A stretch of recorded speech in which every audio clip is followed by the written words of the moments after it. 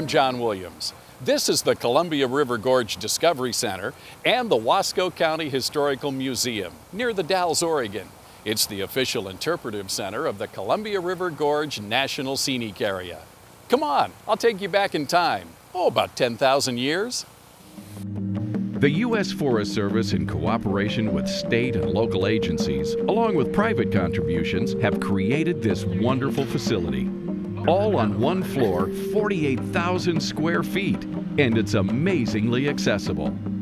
The folks here are knowledgeable and happy you're here. They'll ensure you have a pleasant and memorable time here at the Gorge Discovery Center.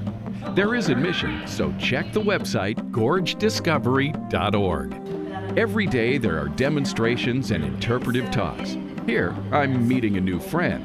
You can too, up close and personal a little later. I'm learning about a particular rifle that William Clark used on the expedition. Fascinating Oregon history. Let's follow the river to the Discovery Center. Here you'll learn about how the gorge topography was created and much more.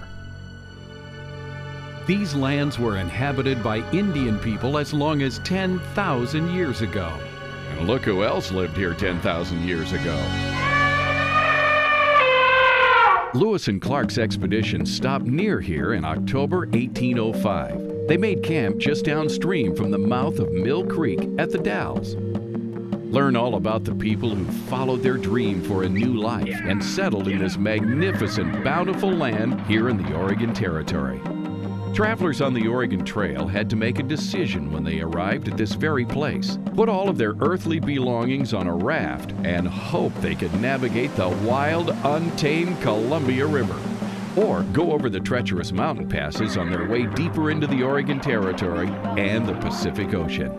Now, a couple of times each day, you'll meet some of the birds of prey that call this area home. An inspiring way to learn about falcons, hawks, owls, and eagles. Get up close with a raptor. Presented by museum personnel in the Discovery Center River Gallery.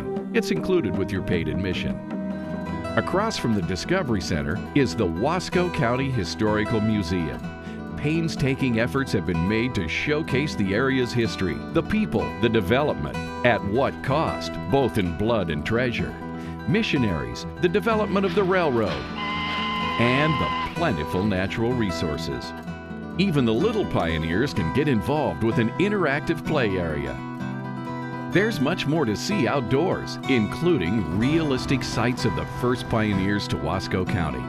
Using Lewis and Clark expedition plant records from 1805, native plants and vegetation have been reintroduced to this area as part of a rehabilitation effort.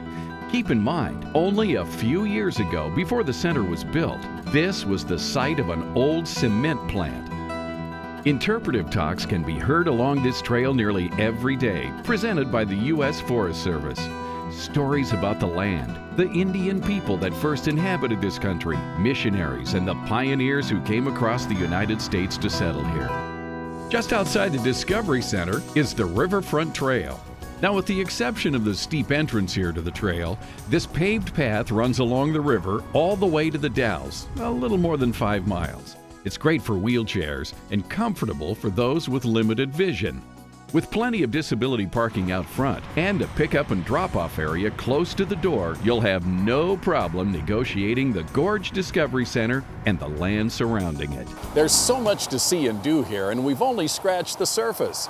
So when it's cloudy and wet on the west side of the mountains, come on over to the east side, to the Columbia River Gorge Discovery Center and the Wasco County Historical Museum. It's only a 90-minute drive from downtown Portland. I'm John Williams, and I'll see you soon for another accessible journey.